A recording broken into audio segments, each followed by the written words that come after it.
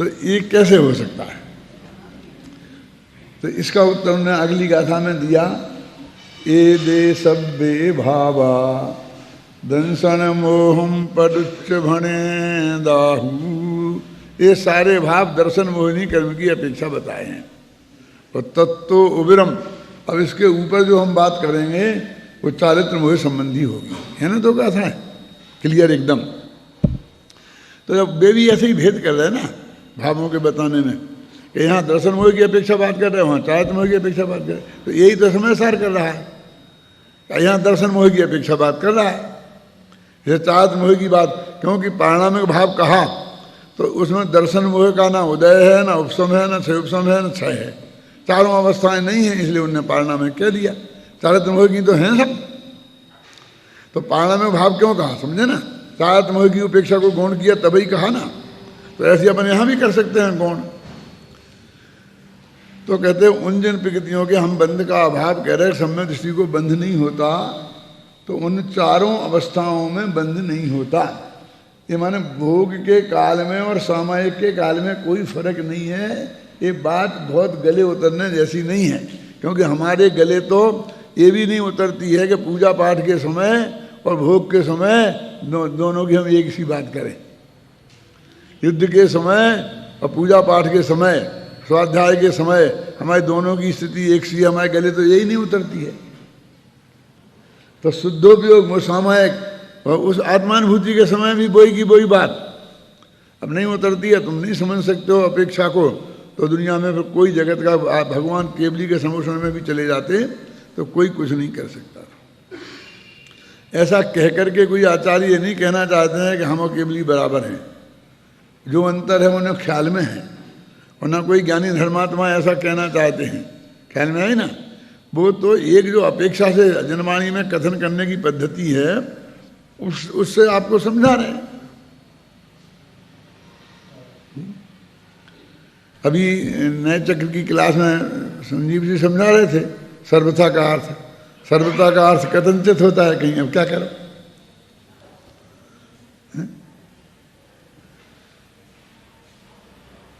अब देखिए, एक बनारसी दास की एक पंक्ति है, क्यों यदि वो नहीं डालें तो वह मजीठ रंग में सर्वथा ना हो ही लाल, वो वस्त्र सर्वथा लाल नहीं होता। अब सर्वथा का क्या अर्थ है? बिल्कुल लाल नहीं होता। नहीं आया कुछ समझ में? उन्होंने किया था स्पष्टीकरण, मेरे ख्याल से नहीं किया इसका, लिखा तो है ही आपकी किताब में। ऐसा है कि पुराने ज़माने में अंग्रेज लोग होते थे, वो कपड़ा रंगते थे। मीलों से जो बनता कोरी तो अपने सफ़ेद कपड़ा सूत से बना करके बुन देता था। फिर जिसको लाल सफ़ेद ऐसा सब रंगना पड़ता था तो वो कपड़ा रंगते थे। वो रंगरेज नाम की एक जाति अलग थी, समझे ना। वो काम एक धंधा करती थी कपड़े रंगने का। और हमने अपने गाँव में अपने आँखों से देखा है कि बाज़ार से महिलाओं की साड़ियाँ सफ़ेद साड़ी क्या धोती थी, वो सफ़ेद आती थी और फिर उन्हें घर में रंग करके पहना जाता था। तो एक एक तोला बाज़ार से रंग लाते थे और उन्हें रंगते थे। तो रंगने की पद्धति मुझे बहुत अच्छी तरह ख्याल में है। क्या करते थे उसमें कि फटकरी ऐसी कुछ चीज़ें डालते पानी में, नमक ऐसी चीज़ें डालते, फटकरी डालते और फिर उस रंग डालते और फिर उसमें धीरे धीरे उनको डुबोया जाता। तो मैं कहता जी इस फटकरी और नमक इन डालने से क्या लेना देना है? तो वो यही कहते थे कि इसमें कहीं तो ज़्यादा गहरा रंग चढ़ जाएगा और कहीं हल्का रंग रहेगा, तो वो चितकबरी हो जाएगी, समझ गया ना। वो एक सी नहीं होगी। और यदि वो डालने से उस कपड़े में वो उसे डुबो तो पूरी एक सी रंग जाती थी। तो अंग्रेज भी ऐसे ही करते थे। तो वो बनारसी दास ने देखा होगा, जब हमने देखा तो बनारसी दास ने क्यों नहीं देखा हुआ? तुम्हें तो जिंदगी में अब देखने को मिलने वाला है नहीं है? क्यों? इसलिए बताना ये जरूरी है। तो वो कहते हैं कि यदि उसमें वो नहीं मिलाया जाए फटकरी आदि, तो वो वस्त्र सर्वथा लाल नहीं होगा। माने कहीं लाल हो जाएगा और कहीं लाल नहीं होगा।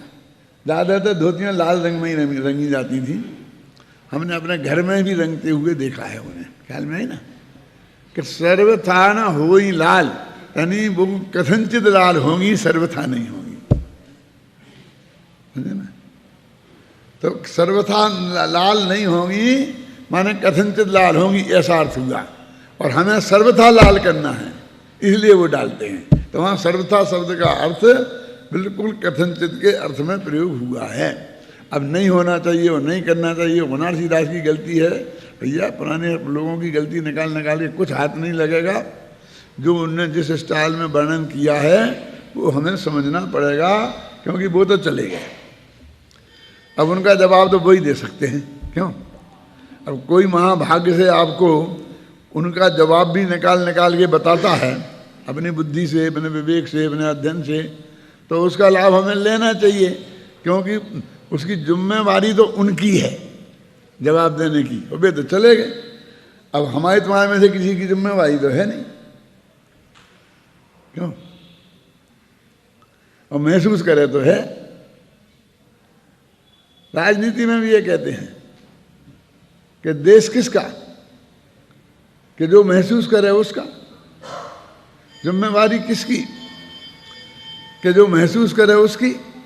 नहीं करे महसूस तो नहीं करे, हमें क्या लेना देना है। सड़क पर पत्थर पड़ा होगा, अब एक आदमी महसूस करता है कि अब यहाँ जितनी गाड़ियाँ आती हैं उन्हें धक्का लगता है, ये करता है, उस पत्थर को उठा के बगल में डाल देता है। अब किसकी जिम्मेवारी थी। आप पर कोई दावा तो करने वाला है नहीं, आपने क्यों नहीं उठाया, क्यों। हो सकता है उसे धन्यवाद देने वाला भी कोई नहीं मिले, ना उसे धन्यवाद की अपेक्षा है ना कोई अपेक्षा है। फिर उसे विकल्प आया कि सबको इसमें लगता है, तो उसने पत्थर उठा करके यहाँ डाल दिया।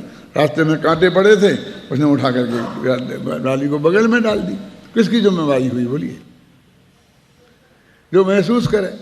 यदि आप महसूस करते हैं कि इस प्रश्न का जवाब मुझे देना मेरी जिम्मेवारी है, तो आप बहुत बढ़िया आदमी हैं, कहिए और निकाल करके जवाब दीजिए।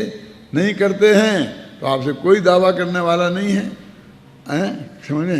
ये भी समझ लीजिए कि आप करते हैं तो कोई आपका अभिनंदन करेगा, ये भी कोई ज़रूरी नहीं है। नहीं करेंगे तो दंड मिलेगा, ये भी कोई ज़रूरी नहीं है, क्यों। जगत के दृष्टि में जो समझ में आएगा करेगा, नहीं समझ में आएगा नहीं करेगा। यदि तुम्हारे अंदर में भाव है अपने कल्याण के लिए और जगत के कल्याण के लिए तो करो। तो देखो एकदम अब वो बता रहे हैं कि सम्यक दृष्टि, मैं सम्यक दृष्टि हूँ। उनने तो कॉमन कही थी, समझ से ध्यान से सुनना। क्या कही थी कि सम्यक दृष्टि को इन 41 प्रकृतियों का बंध नहीं होता।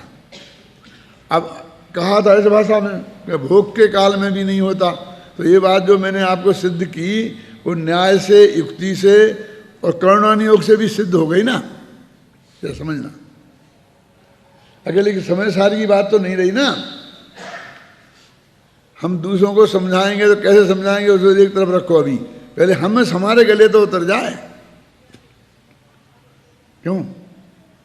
अब उन्हें यह समझाना है, इसलिए उन्होंने कह दी सम्यक दृष्टि के भोग निर्जरा हेतु इस भाषा में कह दी क्योंकि भोग के काल में भी निर्जरा हो रही, ख्याल में आई ना।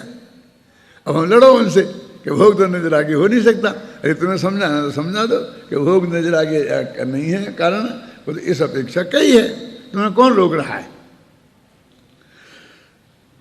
जाति बंधो न मेरे साथ, और मेरे कभी भी जाति माने कभी भी मेरे को बंध नहीं हो सकता।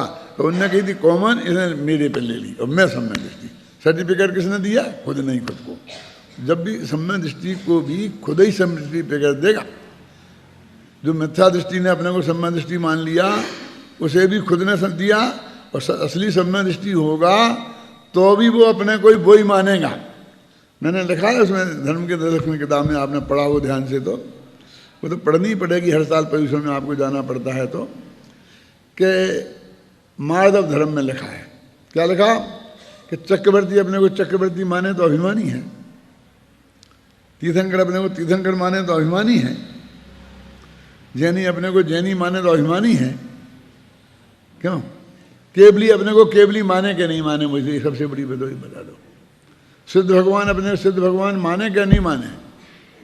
अरे भाई जो जैसा है वैसा जानना तो सम्यक ज्ञान है, और वैसा मानना सम्यक दर्शन है, और तद्रूप परिणमन करना सम्यक चारित्र है। तो ये मानने में कहाँ दोष है? यानी ये दूसरों से सर्टिफिकेट की जरूरत नहीं है, अपना अपने लिए सर्टिफिकेट पर्याप्त है, और उसकी सारी जिम्मेवारी भी अपनी है, और फल भी अपन को उसी के अनुसार मिलेगा। अब कोई मिथ्या दृष्टि अपने को मान ले, और 10-5 मिथ्या दृष्टि मिलकर उसे अभिनंदित कर दें, उसे सर्टिफिकेट दे दें कि हाँ साहब ये सम्यक दृष्टि है, और फिर वो ये शास्त्र, फिर शास्त्र का ये काम तो किया खुद, और फिर जातु बंधो न मेरे साथ, इसलिए मेरे को बंध हो ही नहीं सकता, क्योंकि शास्त्र में लिखी है। वो बंध जो है ना कर्म का, वो शास्त्र देख देख के आएगा। एक कुत्ता वकील के पीछे पड़ा, तो वो वकील भाग रहा था और कुत्ता उसके पीछे पीछे भाग रहा था। तो कहिए वकील साहब क्यों भाग रहे, क्यों घबराते हो, डरते हो आप कि कुत्ता काट खाएगा ना? आप नहीं जानते कि कुत्ता काट खाएगा तो जिंदा नहीं बचेगा, तुम्हें तो सिर्फ इंजेक्शन लगेंगे 14, और कुत्ते को पागल समझ के म्यूनिसिपैलिटी वाले पकड़ के ले जाएंगे, गोली से उड़ा देंगे, फांसी की सजा होगी तुम्हें काटने, तुम क्यों घबरा रहे?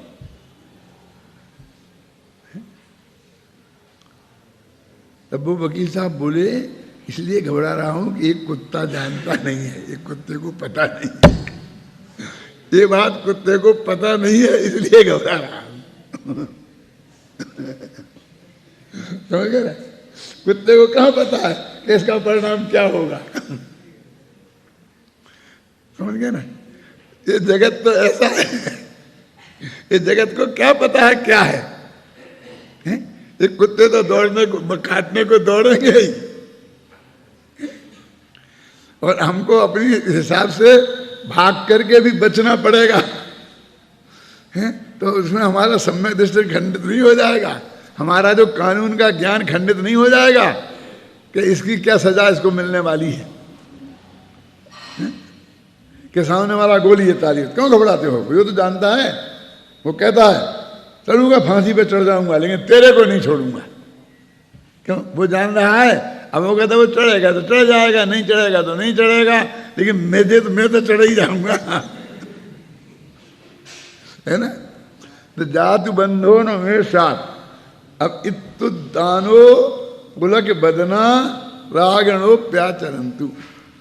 इत्तुदानो पुलक बदना, इस शब्द का अनुवाद मैंने खुद सब जगह देखा, लेकिन जो मेरे दिमाग में जमा हुआ है उससे बढ़िया अनुवाद मुझे कहीं नहीं मिला। गद्य में उठाया है ऊपर को मुख जिसने, और फुलाए हैं गाल जिसने। ये बिल्कुल संस्कृत का ये शब्द बिल्कुल ये अनुवाद है, इसका सही अर्थ है। उत्तानो बदन, पुलक बदना, और पुलक ऐसे कोई अभिमान में नहीं, लेकिन अभिमान में होता है ना, उसको गाल फुलाना बोलती, ज़्यादा गाल बन फुलाओ, ऐसे बोलते कि नहीं बोलते हैं? और मैंने शायद इसमें वो संस्कृत का ही शब्द डाला है, यह मान कर अभिमान में पुलकित बदन मस्तक उठा। पुलकित बदन और मस्तक उठाया, ऊपर को मुंह करके, मैंने जमीन पे देखता ही नहीं है। ये मस्तक उठा का अर्थ क्या है? मैं चौड़ा और दुनिया सकड़ी, डेढ़ रहा है, हम कहे नीचे की तरफ देखता ही नहीं है ना? लगभग रागिणो प्याचरंतु, और राग का आचरण करता है बिल्कुल निर्गल होकर के। मैंने जिन जिन चीज़ों को सम्यक दृष्टि में होती हैं और होने पर भी सम्यक दृष्टि को बंद नहीं होता, उन्हीं क्रियाओं में बिल्कुल एकत्व मत बुद्धि पूर्वक रमण करता है, ये कह रहे वो। ऐसे जीव, अब ये देखो, ये बहुत खतरनाक बात है। इसमें तो सिर्फ इतनी लिखी है कि बे राग की क्रियाएं, तो राग और द्वेष दोनों की ले लेना। रागिणो प्याचरंतु, माने राग द्वेष की क्रियाओं में कि क्योंकि मुझे तो इनसे बंद होता नहीं, तो प्रवृत्ति करता है। अब उन्हीं मिथ्या दृष्टियों में कुछ लोग ऐसे हैं कि जैसे कुत्ते को पता नहीं है और वो काटे ही खाएगा, कि इन कर्मों को थोड़ी पता है कि समय सार में ऐसा लिखा है कि बंधना नहीं तो मैं बंधूंगा नहीं। और हमने ये ऐसी प्रवृत्ति करी और बंध गए तो इसलिए उन लोगों ने छोड़ दिया है, उनको इसलिए छोड़ दिया है। समझे ना? आलम बनताम समिति परताम। अब समिति पर बन रहा है, 4 हाथ जमीन देख के चल रहे। अब समिति परताम में ये सब निकाल लोगे, उन्हें मुनि अवस्था प्राप्त कर ली, उन्हें द्रव्यलिंगी हो गए, इतना क्रियाकांडी हो गए। वहां तक पकड़ ली ना, समिति परताम एक शब्द में से आ गई ना वो बात। ते यतो क्योंकि वे अद्यापि पापा, वे आज भी पाप स्वरूप हैं, पापी नहीं। पापी में और पापा में क्या अंतर है बताया था ना उस दिन। बोलो खड़े हो, बोलो बोलो। हाँ,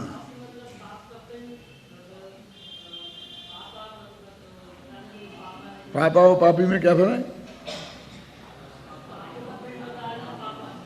पापा माने पाप का पिंड और पापी माने, हाँ तो वो पाप और पिंड दो अलग अलग हो गए ना। मैंने पाप अलग है और आत्मा अलग है, और वो पाप को आत्मा करता है, ये तो पापी में दिखाई देता है, क्योंकि पाप के संयोग से वो पापी बना। और पापा माने साक्षात पाप है, वो पाप की मूर्ति है, पाप का ही बना हुआ है, ऐसा अभी बता रहे हैं। ते अद्यापि पापा, वे आज भी पाप के पिंड हैं, क्योंकि आत्मा से रहित हैं, सम्यक्त से रिक्त हैं। देखो, मैं स्वयं सम्यक दृष्टि हूँ,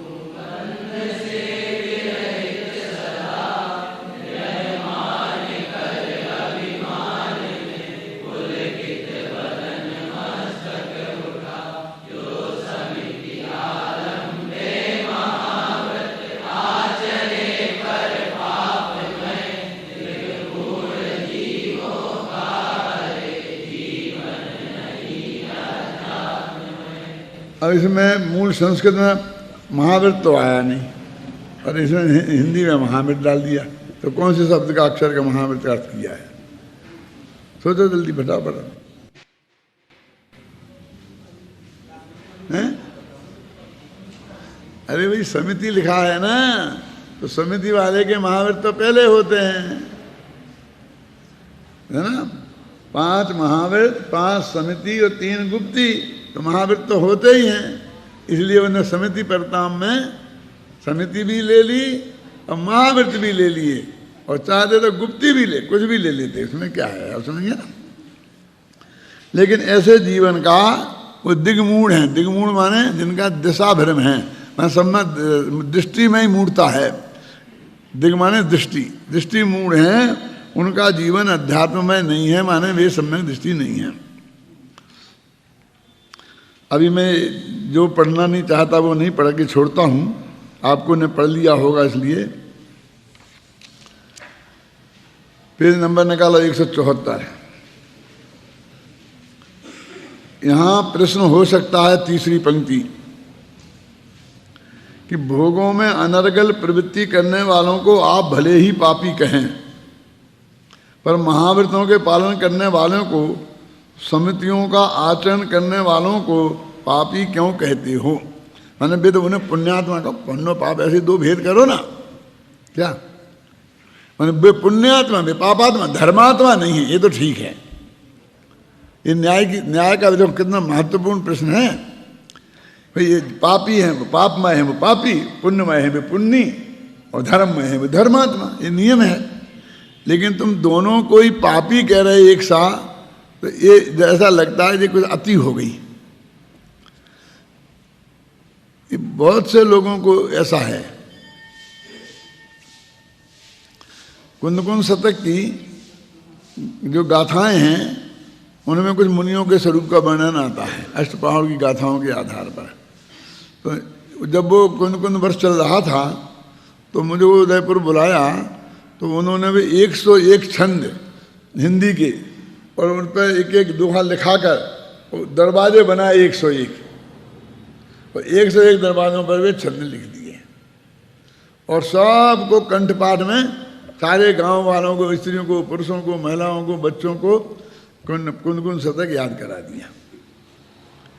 और अब वे जुलूस में निकले, बे लग रहे बैनर और यहाँ बोलते जा रहे कुन शतक हमारे स्वागत में। तो उसमें वो बोलते थे वही क्या था, जो नारियों में उर्त हों, वे ऐसे हों, वे ऐसे हैं, वे जो छंद हैं तुम्हें आते होंगे ध्यान कुछ। आजकल तो वो बंद हो गया ना, लोगों को ज़्यादा ध्यान नहीं है उस पर। तो वहाँ पर अभी नीरज जी सतना वाले हैं, उनकी बहन एक आरिका थी, वे भी वहाँ थी।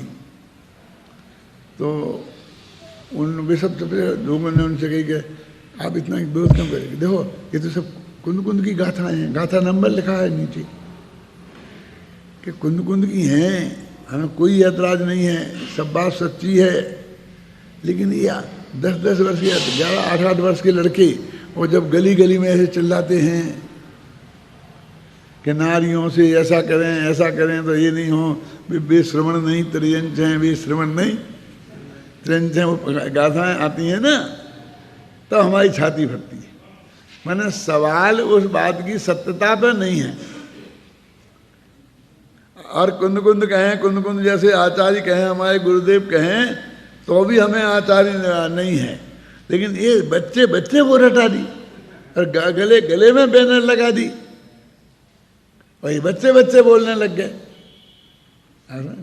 भाई इसी टाइप का ये प्रोसेस है कि भाई तुम उनको पुण्यमय वे पापमय धर्ममय, सीधी सच्ची बात है, इसमें कहाँ गलती है कि नहीं, इसमें भी कोई गलती नहीं है। तो पापमय क्यों कह रहे कि हम इसलिए नहीं कह रहे कि वे पूजा कर रहे, समिति पाल रहे, महाविद पाल रहे। ध्यान से सुनना, ये हम कोई किसी के गुस्से में नहीं कह रहे, वस्तु स्थिति के अर्थात के कह रहे हैं। क्योंकि ये जो अपेक्षा चल रही है हमारी, कौन से चौथे गुणस्थान की, दर्शन मोहि की अपेक्षा, और उसके बाद में चरित्र मोहि की अपेक्षा, जो हमको उमर सार की बताई थी ना, ये जो अपेक्षा चल रही है, इस अपेक्षा से मिथ्यात्व सबसे बड़ा पाप है, पाप का बाप नहीं दादा है। और वो मिथ्यात्व नामक पाप दोनों में एक सा है। तो वे पापी जो हम कह रहे हैं वो मिथ्यात्व के अर्थ में कह रहे, ये इन हिंसा झूठ चोरी कुशील के अर्थ में नहीं कह रहे। समझ में आया ना? उत्तर समझ में आ गया कि नहीं? देखो लिखा, उत्तर यह है कि पर में एकत्व, ममत्व, कर्तृत्व, भोक्तृत्व, बुद्धि रूप मिथ्यात्व सबसे बड़ा पाप है। और यह सबसे बड़ा पाप दोनों में सदा एक सा ही विद्यमान रहता है, विद्या मिलेंगी महावृत्ति मुनियों में और उनमें, समझे? इसलिए वे दोनों समान रूप से पापी हैं। यही बात इस कलश में कही गई है। अब देखो कितना क्लियर उत्तर है कि हम अभी दूसरे पाप की बात ही नहीं कर रहे। इसमें एक गाथा आती है योग सार में, पुण्य तत्व को पुण्य तो कहता है सब लोगों, और पुण्य तत्व भी पाप है कहे बिरले ज्ञानी कोई। पुण्य को पुण्य तो सारी दुनिया कहती है, पाप तत्व को पाप तो कहती सारी दुनिया ताप है, और पुण्य तत्व को भी जो पाप कहती है वो देखो, ये जो कहते नहीं वो अमृतचंद का है, अमृतचंद का नहीं, जयसेनाचार्य ने पुण्य पाप अधिकार में पर्टिकुलर गाथा तक उसको पापाधिकार लिखा है, और लिखा पापाधिकार अब समाप्त होता है यहाँ, और उसमें पहले जो वर्णन है वो सब पुण्य का है। देखो आप, इसमें तो अपन ने सब दिया है ना। इस कलश में जो बात कही गई है वह जगत के गले आसानी से नहीं उतरती, क्योंकि जगत को यह बहुत अटपटी लगती है। इसका एकमात्र कारण यह है कि इस कथन का जो असली भाव है वह उनके ख्याल में नहीं आता। यही कारण है कि पंडित जयचंद जी छाबड़ा भावार्थ में उसका बहुत विस्तार से अर्थ करते हैं। ये यहाँ तक देखो, करीब 2 पेज से ज़्यादा उनका जयचंद जी छाबड़ा का भावार्थ है, इसे पढ़ना। गले नहीं उतरती ना जगत के, है ना। अब आगे चलो 176। यद्यपि जयचंद जी भावार्थ में सब कुछ स्पष्ट हो गया है, तथापि ऐसे महत्वपूर्ण विषय पर स्वामी जी के विचार जाने बिना भी आगे नहीं बढ़ा जा सकता है। बात वही की वही रिपीट होने वाली है, लेकिन स्वामी जी भी क्या कहते हैं ये बताना कि जयचंद जी छाबड़ा में और स्वामी जी के में और अमृतचंद के में और जयसेन के में क्या फर्क है। देखो अब स्वामी जी को दोष देने, सब स्वामी जी के नाम में बढ़ने से क्या मतलब है ना। ये भी इसमें लिखा देखो, कलश में पापा शब्द पड़ा है, मिल गया ना, पेज नंबर 177 के ऊपर ही। मिथ्यात्व का पाप ही सबसे बड़ा पाप है और उसकी अपेक्षा ही यहाँ मिथ्या दृष्टि को पापी कहा है ना। यद्यपि ये बाह्य द्रव्य हिंसा, झूठ आदि पापाचरण नहीं करते, तथापि मिथ्यात्व के बस रागादि में उपादेय बुद्धि रूप भाव हिंसा तो होती ही रहती है और मिथ्यात्व का परिणाम स्वयं अपने आप में बहुत बड़ा पाप है, अतः वह पापी ही है।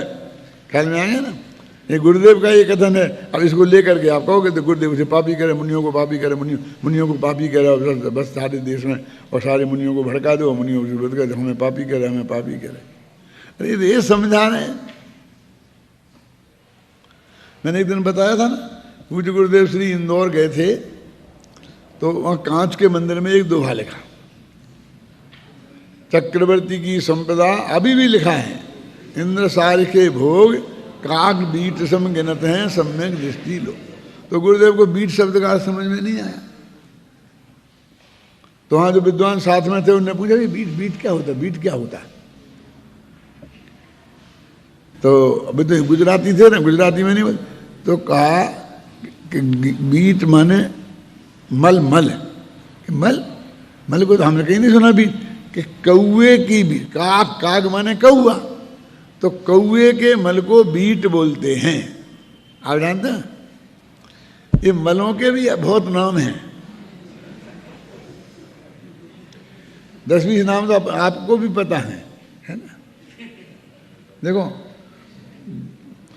गाय के मल को गोबर कहते हैं,